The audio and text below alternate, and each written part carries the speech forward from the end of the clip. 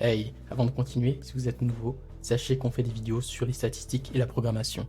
Si vous aimez le contenu, n'hésitez pas à liker et à vous abonner. Ça aide la chaîne à grandir et ça nous encourage beaucoup. On reprend la vidéo.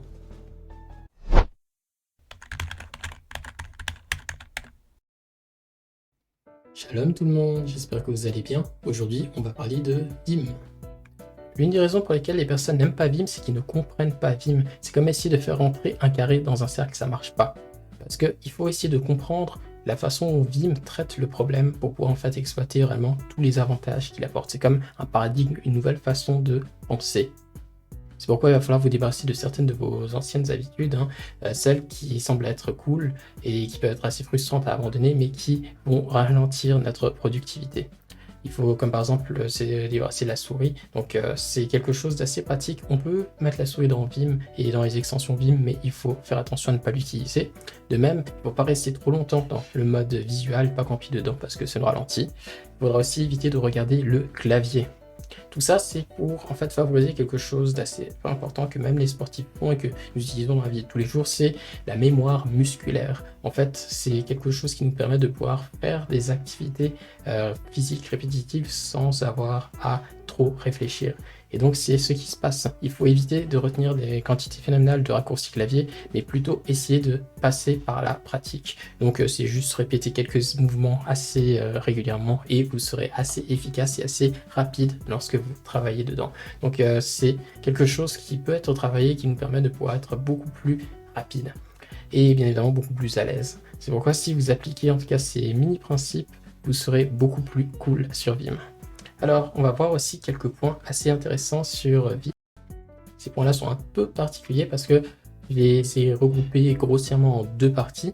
Bien évidemment, en fait, il peut y en avoir une troisième que j'appelle la customisation, la personnalisation et tout ça, mais c'est pour dire vrai, deux parties qui sont plutôt assez explicatives. La première, c'est les raccourcis, parce qu'en fait, pas mal de personnes connaissent les raccourcis de Vim, donc en tant que raccourci clavier qu'on peut avoir dans Vim classique et en tant qu'extension, mais aussi les commandes de Vim qui sont quelque chose d'assez puissant. Et donc, je m'explique. Bon, on peut regarder ça, parce que lorsqu'on parle de NeoVim aujourd'hui, qui est, je vais dire simplement une version nouvelle de Vim qui est simplement un fork de Vim. En fait, on parle de Vim qui veut simplement dire VI Improved, donc qui est une version améliorée de VI. VI qui veut simplement dire visuel parce que c'est une version visuelle de Eggs. Eggs qui est un autre éditeur qui veut simplement dire Extended parce que c'est une version étendue de Ed qui est justement l'éditeur premier. Parce que Ed est l'un des premiers éléments qui a été inventé, ou l'une des premières commandes qui ont été inventées dans les systèmes Unix et qui est un peu le parent de Vim ou bien de grep ou bien de sed. Donc c'est vraiment quelque chose de simple et basique. Et la particularité de Ed, c'est que en fait on peut manipuler et éditer le texte qu'à l'aide de commandes. Uniquement avec des commandes, et des personnes ont été capables d'utiliser un outil comme ça parce qu'il contient des éléments assez puissants. Bon, aujourd'hui il y a des commandes qui ne servent à rien, comme par exemple P, parce que P sert juste à printer des lignes, parce que dans cet éditeur-là, on peut même pas voir les lignes de notre code, mais il a quand même des facultés assez puissantes et dont Vim a pu hériter. Donc nous allons voir ça ensemble. Donc il y aura les key bindings, mais je parlerai surtout des commandes. Bien, maintenant, on va pouvoir passer à la pratique.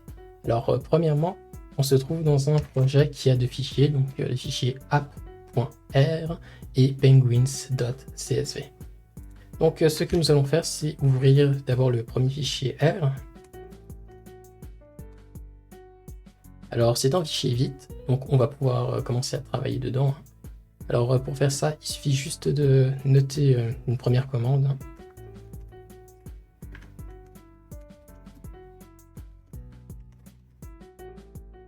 Donc voilà, nous avons écrit notre toute première commande. On va d'ailleurs sauvegarder. Et maintenant, pour pouvoir l'exécuter, il n'y a pas besoin de pouvoir quitter Vim, parce que beaucoup de personnes pensent qu'il faut quitter Vim pour pouvoir exécuter du code, mais en fait, on peut l'exécuter directement à travers de Vim. Et pour ça, on va utiliser une commande qui est un peu spéciale, c'est point d'exclamation. Alors, lorsqu'on fait un double point simple, vous voyez juste en dessous, donc un double point simple, on va faire une commande Vim. Mais lorsqu'on fait un point d'exclamation, ce qu'on va écrire après va être une commande qui va être exécutée par le shell. Alors on peut faire un exemple.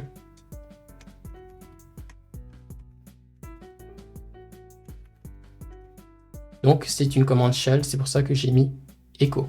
Là ici notre shell par défaut c'est bash que j'ai mis en option dans Vim.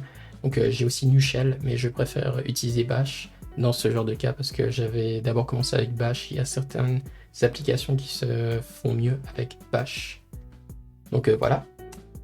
Donc comme on s'en rend compte, ici nous voyons le résultat de notre notation.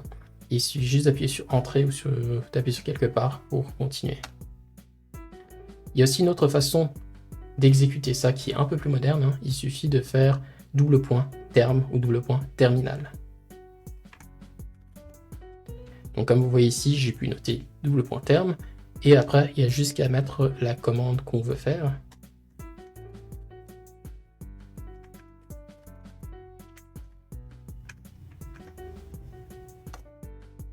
L'avantage avec cette deuxième notation, c'est que Vim va exécuter cette commande et après va nous retourner le résultat à l'intérieur de Vim.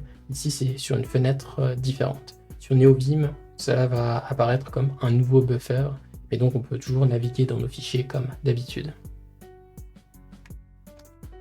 Je vais donc utiliser cette deuxième commande pour faire les choses.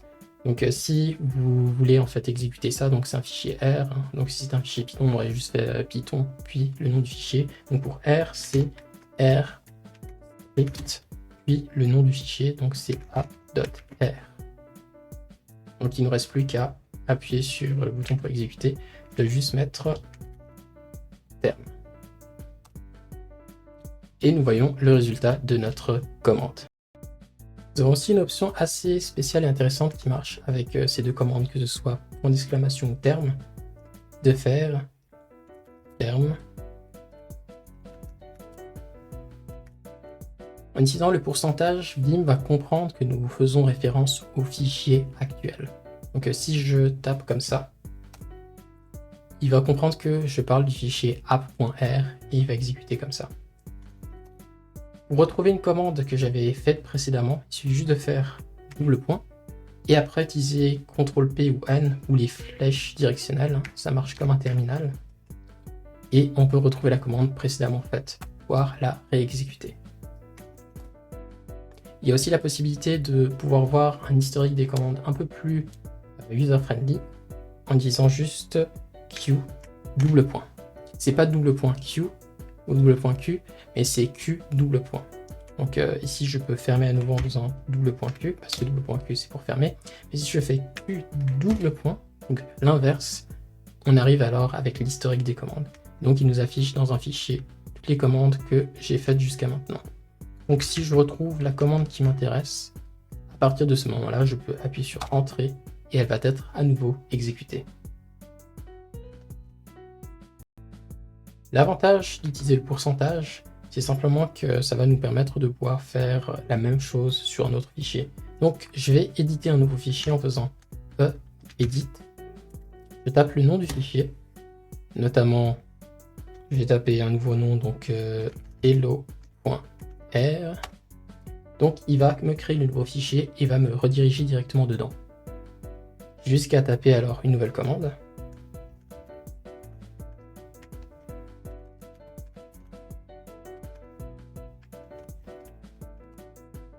Et après, je peux retrouver la commande précédente.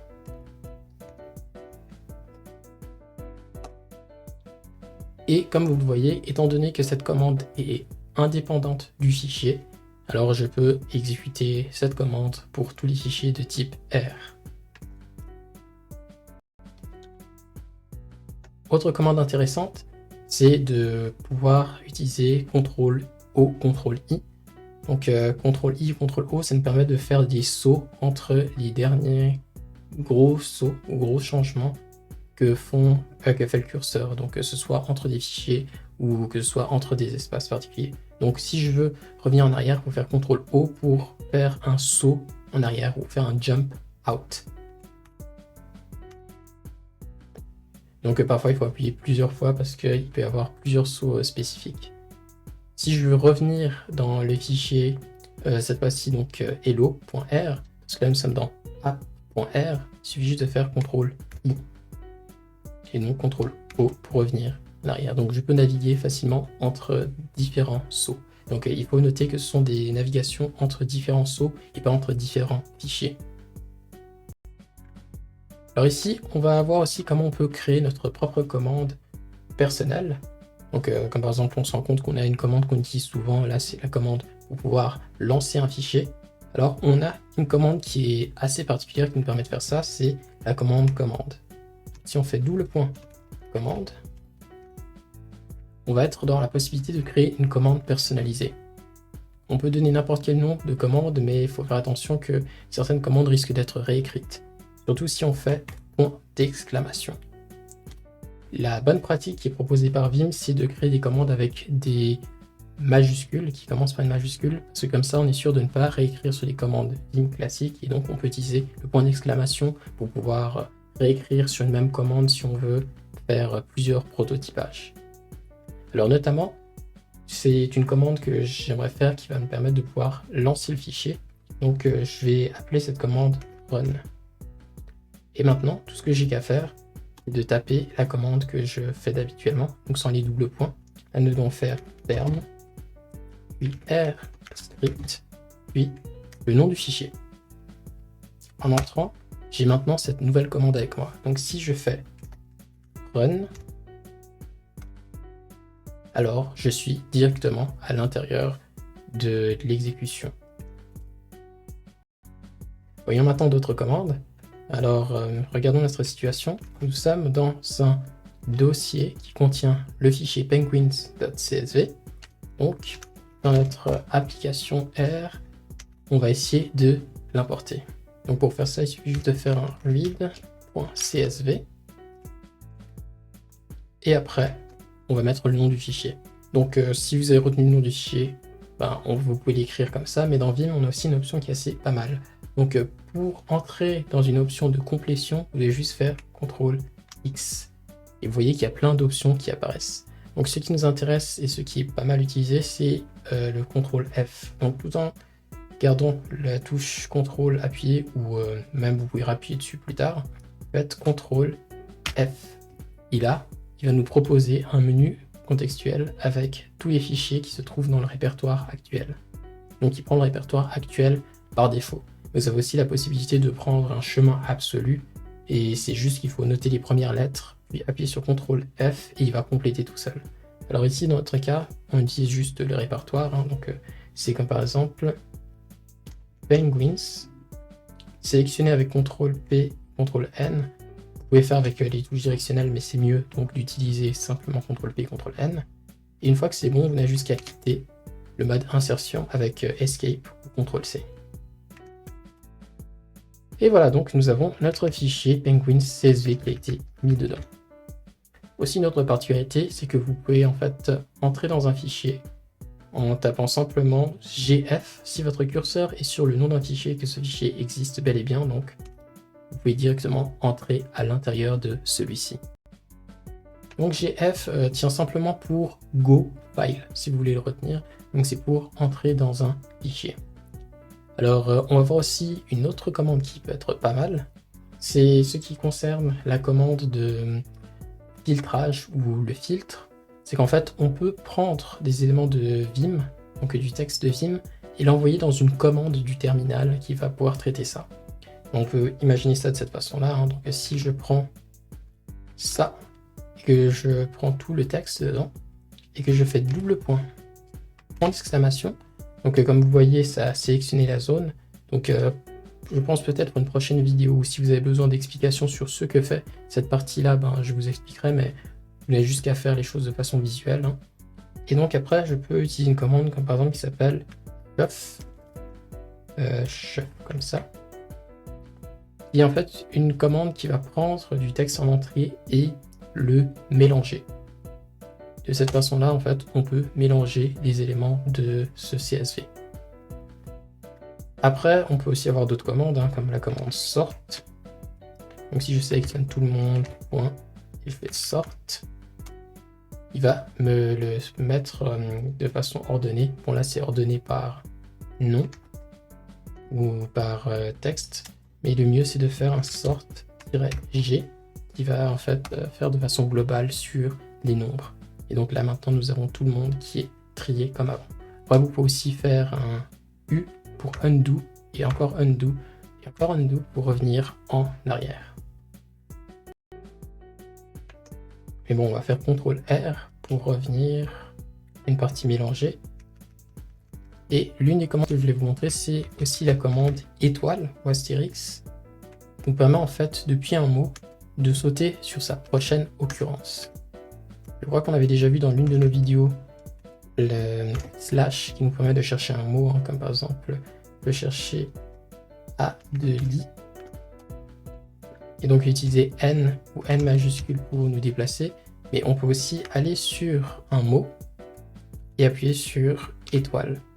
C'est comme si en fait il sélectionnait le mot, il faisait la recherche directement dans ce mot. Et donc de cette façon-là, on peut même utiliser N et N majuscule. Donc ça peut être très pratique de sauter d'un élément à un autre, de trouver une référence dans une fonction, etc. Donc on verra aussi que nous pourrons utiliser le LSP hein, qui comprend un langage qui nous permet vraiment de sauter dans les définitions des fonctions, voir leur définition, etc. Donc comme dans un éditeur classique ou dans un éditeur classique qu'on attend. Alors nous avons aussi une autre fonctionnalité qui peut être assez intéressante, c'est notamment lorsque on tombe sur un fichier finalement qui semble un peu inconnu, peut-être c'est un nouveau langage ou quelque chose dans le genre, ben, c'est vrai qu'on peut tomber alors dans un cas particulier. Bon, après ça c'est assez rare. Vous pouvez faire comme par exemple, je pense plutôt sélectionner ce texte, on va l'écrire quelque part ailleurs en disant W qui veut dire write, il nous servait à sauvegarder. Et si on met en option maintenant un nom de fichier, comme par exemple on va mettre inconnu, donc on sait que cette extension n'existe pas, il va créer le fichier. Donc on peut encore à nouveau appuyer sur E, donc faire Edit. Et si vous appuyez sur Tab, vous avez les options d'édition, ce serait plutôt espace Tab. Et là il vous propose en fait les fichiers. Et là nous avons inconnu ASDFASH. Donc en appuyant à nouveau sur Tab, vous avez aussi un menu contextuel de sélection, donc vous pouvez entrer dedans. Après, il faut voir si ce menu, il faut l'activer, je crois, dans les options de Vim. Donc s'il y a besoin, donc je pourrais aussi montrer comment cela se fait. Alors à partir de là, on voit que on a une extension que Vim ne reconnaît pas et donc ne peut pas mettre des couleurs. Mais vous avez aussi la possibilité de forcer une certaine syntaxe sur un fichier. Donc si vous n'avez peut-être pas une syntaxe ou si vous voulez développer une autre syntaxe ou autre, vous avez aussi cette possibilité-là. Donc pour faire ceci, il suffit juste de faire double point set syntaxe et ensuite il faut juste mettre est égal à R. Et voilà, donc la syntaxe de R est mise pour ce type de fichier. Une autre fonctionnalité que je ne vous ai pas montré, c'est qu'en fait, on a la capacité, en faisant donc Q double point, de pouvoir en fait éditer des éléments déjà existants. Donc si je fais, par exemple, syntaxe Python, je peux alors directement le lancer ici. Donc ça a fait un super laboratoire dans lequel travailler.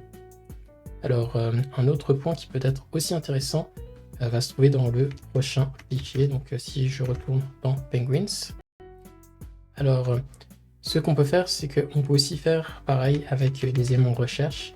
Donc cette fois-ci, c'est pas Q double point, mais c'est Q flash.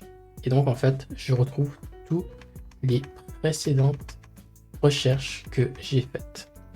Donc c'est-à-dire que si je veux retrouver Gentoo, ben, j'appuie sur Gentoo et je peux aller dedans. Donc on a littéralement un historique de nos recherches qu'on peut utiliser et exploiter à partir de tout moment. Donc c'est ce que je trouve vraiment intéressant et vraiment passionnant dedans, c'est qu'il y a des choses sympathiques qu'on peut découvrir à l'intérieur de Vim et qui sont cool. Alors bien sûr, on va devoir écourter la vidéo parce que faut quand même que la vidéo ne soit pas trop longue et reste assez digeste, mais j'ai encore énormément de trucs que j'aimerais vous montrer, hein, vous n'imaginez même pas. Donc ça, on a pu voir une partie qui semble assez intéressante, mais il y en a encore plein d'autres, hein, comme il y a d'autres types de commandes que j'aimerais vous montrer, il y a les marquages que j'aimerais vous montrer, il y a les macros que j'aimerais vous montrer. Après, il y a aussi les configurations, d'autres configurations qu'on peut faire, des plugins et extensions qu'on peut mettre en place, et d'autres combinaisons qu'on peut faire avec d'autres programmes qui se trouvent dans le terminal. Donc il y a énormément de choses qu'on peut faire avec Vim. Et c'est ce que je trouve vraiment incroyable dans Vim, c'est que c'est assez simple comme settings, donc il semble pas consommer énormément de mémoire, il semble arriver avec presque rien comme une sorte de squelette, mais en fait il a énormément de choses. Et c'est ce qui le rend vraiment versatile. Parce qu'on peut le comparer comme par exemple avec un éditeur comme VS Code, qui est extrêmement bien parce que je pense qu'il a été capable de prendre vraiment un large spectre de personnes, autant des développeurs débutants que des développeurs professionnels. Et grâce à ça, donc, il a pu amener avec lui une énorme communauté qui développe aussi des plugins. Et je trouve que le système de développement de plugins de VS Code est super bien fait. Donc un peu comparé au système de plugins de Vim, qui est peut-être un petit peu spécial, mais qui reste quand même très bien. C'est juste que je pense que la communauté de Vim est quand même beaucoup plus petite que la communauté de VS Code ou la communauté des personnes qui utilisent, comme par exemple JetBrains. Et donc du coup VS Code arrive à avoir énormément de plugins qui peuvent être assez particuliers, mais lorsqu'on tombe sur des langages un peu bizarres, spécifiques et autres, c'est un peu dur de pouvoir les utiliser ou les mettre en place. Et après, bien évidemment, il y a les moyens de pouvoir le faire par soi-même, mais c'est vrai que c'est un peu plus complexe. Dans Vim, je trouve ça beaucoup plus intuitif. Donc c'est comme si Vim nous incite à pouvoir en fait personnaliser notre expérience à partir de pas grand-chose, mais de pouvoir créer quelque chose d'extrêmement puissant. Donc il y a cet aspect de customisation qui est incroyable. Donc par exemple, je vous ai montré comment customiser ces commandes, mais on a aussi la possibilité de pouvoir créer nos propres raccourcis et faire pas mal de choses là-dedans. On peut vraiment faire beaucoup de choses intéressantes avec Vim. Donc que ce soit même avec les commandes du terminal dont j'en ai parlé.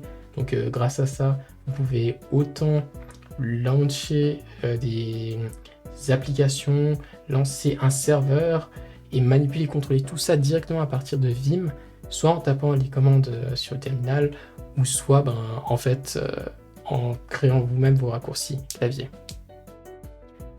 Donc je me coupe parce que là je suis encore en train de parler, je pense que je pourrais parler pendant vraiment longtemps. Et le but c'est pas de parler de faire des spéculations, mais réellement de pouvoir aller un peu plus dans le détail dans la suite. Donc ici j'aimerais juste terminer avec quelques éléments. Je crois que je vous avais pas montré. Si vous faites terme tout seul, vous allez juste en fait lancer un terminal en dessous avec Vim. Donc je crois que je vous avais pas montré ça. Je suis pas totalement sûr, mais vous avez la possibilité d'avoir un terminal que vous pouvez utiliser. Donc si vous voulez aussi l'envoyer de façon verticale, vous avez jusqu'à faire vert, les termes, je pense, et vous pouvez l'avoir de façon verticale. Vous pouvez aussi l'ouvrir dans un autre buffer, l'ouvrir dans une autre tabulation, l'ouvrir dans une autre fenêtre. Bon, il y a aussi pas mal d'autres fonctionnalités que vous pouvez faire et d'autres combinaisons que vous pouvez utiliser avec le terminal. Donc Vim a aussi un terminal built-in. Après, toutes les commandes que je vous ai montrées, elles sont aussi documentées. Donc, comme je vous ai dit, je ne suis pas allé en profondeur dedans. J'ai montré quelques aspects cool, mais il peut y en avoir d'autres. Et je ne peux pas dire que je sois un connaisseur parfait et aguerri de Vim. Donc, c'est vrai que j'avais pu passer du temps dans la documentation et j'en ai lu pas mal. Mais je pense qu'il y a encore pas mal de choses et pas mal de mystères dans Vim qui me sont encore cachés, mais que je tenterai de vous présenter aussi, en tout cas ceux que j'ai découvert jusqu'à ce jour. Et donc je pense en tout cas que ça peut être une expérience que vous allez pouvoir apprécier. Donc vous pouvez faire en fait la commande help qui va vous permettre en fait de faire une recherche sur les choses que vous voulez savoir, comme par exemple pour voir nos commandes, vous pouvez faire double point. Par exemple la commande double point point d'exclamation va nous faire entrer dans une documentation qui va nous montrer comment ça marche. Donc on voit que c'est double point avec une commande et on dit que ça exécute une commande avec un shell. Et donc là c'est des options shell et shell type qui nous permettent de sélectionner quel type de shell c'est. Donc comme je vous ai dit tout à l'heure, c'était le shell bash, etc. Donc vous pouvez après naviguer dedans et vous pouvez quitter comme une sorte de buffer classique. Donc si vous tapez aussi help tout seul, vous allez pouvoir entrer dans la page d'aide qui nous montre en fait comment ça marche, comment nous déplacer, comment en fait fermer la fenêtre et se déplacer un peu partout dans le système. Donc moi j'ai plutôt pris une autre version, donc c'est ma propre commande personnalisée qui me permet en fait d'entrer dans le help comme ça. Et aussi à noter que comme par exemple les commandes que nous venons de créer, hein, donc par exemple la commande run, lorsque vous allez fermer votre session Vim, elle ne va plus exister. Donc il y a aussi moyen de pouvoir donner une session persistante, mais aussi d'avoir votre fichier de configuration, que ce soit un Vim RC. Ah oui, c'est plutôt la commande Vim RC comme ça. Ou vous pouvez aussi avec moi c'est nvim justement, comme par exemple ici, j'ai aussi quelque chose qui s'appelle init, donc qui est aussi mon fichier de configuration. Bon, les deux donc sont en Vim script, mais dans NeoVim, on peut aussi avoir du Lua qui nous permet d'écrire des plugins beaucoup plus efficaces. Donc comme vous le voyez, il y a énormément de choses à faire dans Vim. Donc si cette vidéo est une série de vidéos, il va y en avoir beaucoup plus. Et on a seulement regardé ou vu qu'une partie de l'iceberg. Il y a encore beaucoup de choses qu'on peut faire dedans. Donc voilà, je ne vous retiens pas plus. Merci de m'avoir supporté jusque-là. Et donc moi, je vous dis à bientôt. Que Dieu vous bénisse.